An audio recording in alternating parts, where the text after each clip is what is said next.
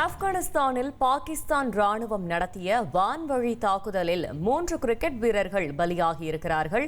முக்கிய செய்தியாக பார்த்துக் கொண்டிருக்கிறோம். மேலும் விவரங்களை செய்தியாளர் ரமேஷ்குமார் வழங்கிட கேட்கலாம். ரமேஷ்குமார், வணக்கம். முழு தகவல்களை என்ன சொல்லுங்க.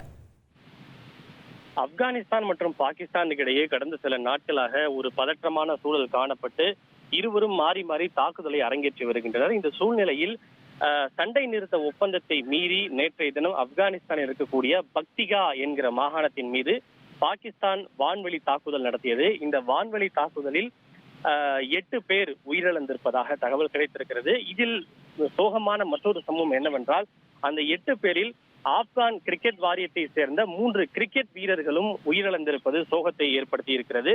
குறிப்பாக இவர்கள் இந்த பக்திகா மாகாணத்தில் இருக்கக்கூடிய ஷரானா என்கிற இடத்திற்கு சென்று ஒரு ஃப்ரெண்ட்லி மேட்சில் கலந்து கொண்டு விட்டு உர்கூன் மாவட்டத்தில் இருக்கக்கூடிய தங்களது வீட்டுக்காக சென்று கொண்டிருந்தனர். சென்று கொண்டிருக்கும் போது வழியில் ஒரு இடத்தில் கிரிக்கெட் வீரர்கள் அனைவரும் ஒன்று கூடி தங்களுடைய வெற்றியை கொண்டாடி கொண்டிருந்தனர். அந்த வெற்றியை கொண்டாடி கொண்டிருக்கும் போதுதான் இந்த சம்பவம் நடைபெற்றிருக்கிறது. இதற்கு ஆப்கான் கிரிக்கெட் வாரியம் தன்னுடைய கடுமையான கண்டனத்தை பதிவு செய்திருக்கிறது.